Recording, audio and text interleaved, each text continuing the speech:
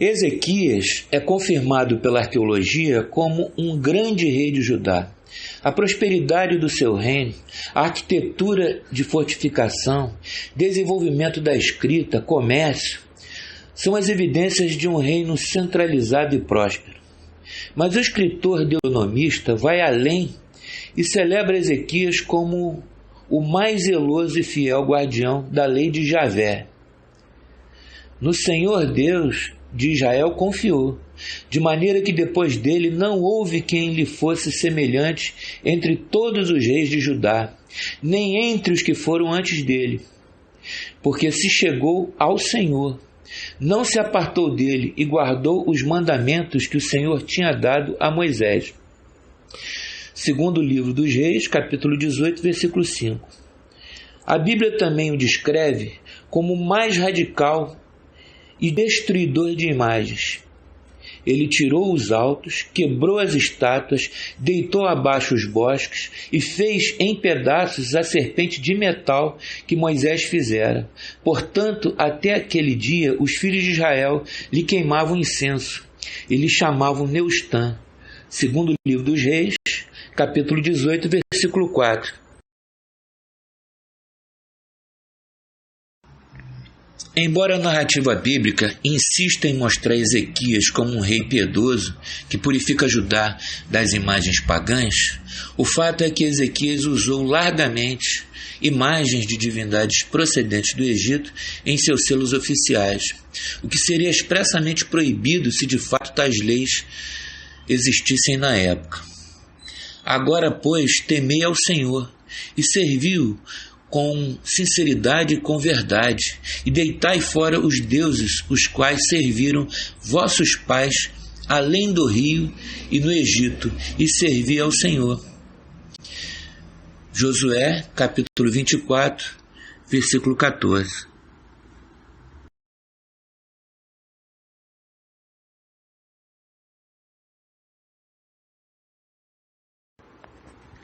O selo que está diante de nós apresenta a seguinte inscrição: pertence a Ezequias, filho de Acás, rei de Judá.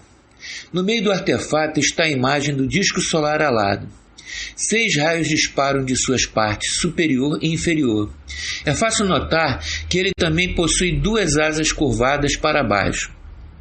O sol alado é flanqueado por 2 símbolos egípcios Anki, chave da vida. A iconografia impressa no selo era uma das representações de Horus, um dos deuses principais do Egito. Os selos reais de Ezequias eram a sua assinatura, carregavam sua identidade javista e, ao mesmo tempo, suas tendências político-sincréticas. Os documentos datados do período do rei Ezequias revelam que provavelmente a sua reforma não foi tão radical como a Bíblia descreve. É possível que Ezequias, de fato, tivesse uma ligação religiosa com Horus.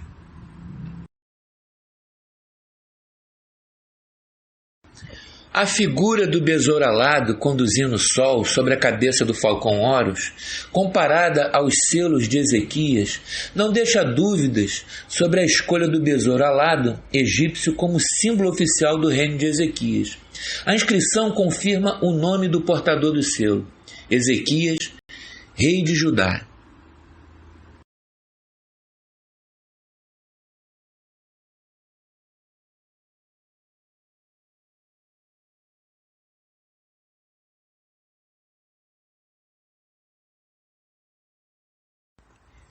Nesse exemplo, há 2 selos que se complementam.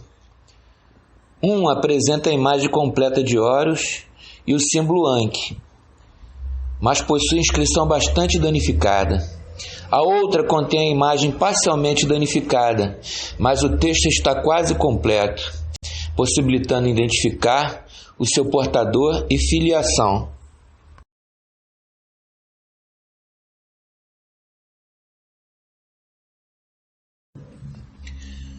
A complementação das partes possibilita a reconstrução da bula com a imagem do deus Horus, apresentada com características zoomórficas em forma animal, e antropomórfica, em forma humana. Ou seja, a iconografia ilustra Horus possuindo corpo de homem com cabeça e asas de falcão, ligada ao símbolo da vida egípcio Anki. Na parte inferior da bula, lê-se o nome e filiação do portador, Ezequias, filho de Acais. Neste caso, confirma-se mais uma imagem de Horus adotada pelo rei Ezequias.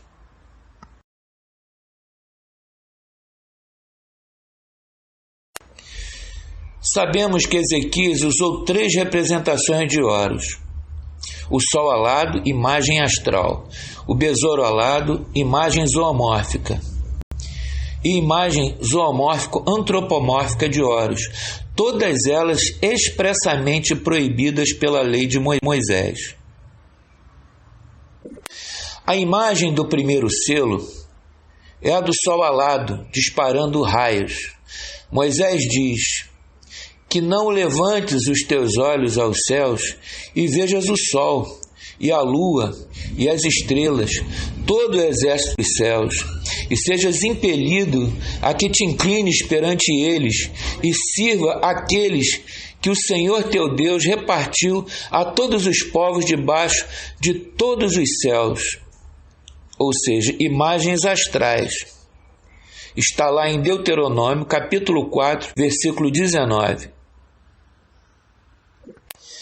A imagem desse segundo selo é a do besouro alado, que voa empurrando o sol. Moisés diz: figura de algum animal que haja na terra, figura de alguma ave alada que voa nos céus, figura de algum animal que se arrasta sobre a terra, figura de algum peixe que esteja nas águas debaixo da terra. Ou seja, imagens zoomórficas. Está lá em Deuteronômio, capítulo 4, versículo 17 ao 18. No terceiro selo temos a imagem de Horus em forma humana, com asas e cabeça de falcão. Moisés diz: guardai, pois, com diligência as vossas almas, pois nenhuma figura vistes no dia em que o Senhor, em Horebe, falou convosco do meio do fogo, para que não vos corrompais e vos façais alguma imagem esculpida na forma de qualquer figura, semelhança de homem ou mulher, imagem zoomórfica. Está lá em Deuteronômio, capítulo 4, versículo 15 ao 16. A descrição de Ezequias como um rei que guardou os mandamentos que o Senhor tinha dado a Moisés, segundo Reis, capítulo 18, versículo 5, cumprindo a ordem: deitai fora os deuses aos quais serviram vossos pais além do rio e no Egito, caberia no período da reforma de Josias, e não no governo do rei Ezequias, que adotou imagens de divindades egípcias nos seus selos, publicando-as por todo o território de Judá. Alguns estudiosos piedosos, tentando redimir a imagem do rei Ezequias, dizem que tais imagens egípcias só estiveram presentes em seu selo oficial antes da sua reforma religiosa. Mas a arqueologia prova que Ezequias usou e divulgou imagens de divindades egípcias ao longo de todo o seu reinado e por todo o seu reino. Isso também fica evidente nos nomes escolhidos para o seu filho Manassés e neto Amon, que provavelmente eram de origem egípcia, sobretudo de Amon, associado a um dos deuses principais do panteão egípcio, como demonstrado aqui. Suas bulas e alças de jarros impressas foram preservadas como testemunhas alternativas, que ajudam a reconstruir a história dos reis de Judá numa perspectiva mais próxima da realidade. Até o seu filho, o príncipe Manassés, usou símbolos egípcios em seu selo, como na fonte aqui apresentada, onde lemos o nome e a filiação do portador: Manassés, filho do rei. A Bíblia é a fonte que originou uma história de Israel e se tornou o primeiro e principal meio de conhecê-la. As mídias digitais, a internet, ampliaram as possibilidades de acesso a essa história.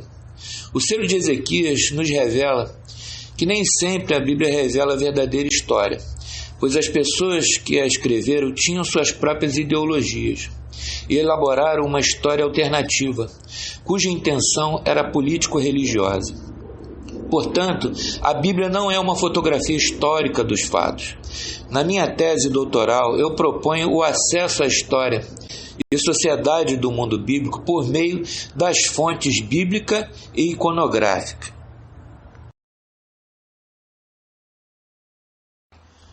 Ao se ler a Bíblia hebraica, sem o acesso a outras fontes históricas, é possível se conceber a religião do antigo Israel como se fosse monojavista e em oposição constante aos cultos estrangeiros. Isto é perceptível pelo retrato insistente que pinta do contraste entre a religião javista, verdadeira, e pagã, falsa. Foi justamente a partir do exílio babilônico que se criou uma das histórias de Israel. Nela, os israelitas são retratados como se fossem monojavistas, desde o tempo de Moisés. As inúmeras imagens de divindades instaladas no Templo de Jerusalém parecem práticas que há muito foram censuradas. Provavelmente, a história deuteronomista esteja idealizando sobre como deveria ter sido a vida religiosa em Judá, em vez de retratá-la como sempre foi. O fato é que a arqueologia constatou uma enorme diversidade de imagens, não só em Jerusalém, mas espalhadas por todas as cidades de Judá. Algumas delas encontravam suas versões menores e portáteis, feitas sob medida para atender às necessidades do culto doméstico.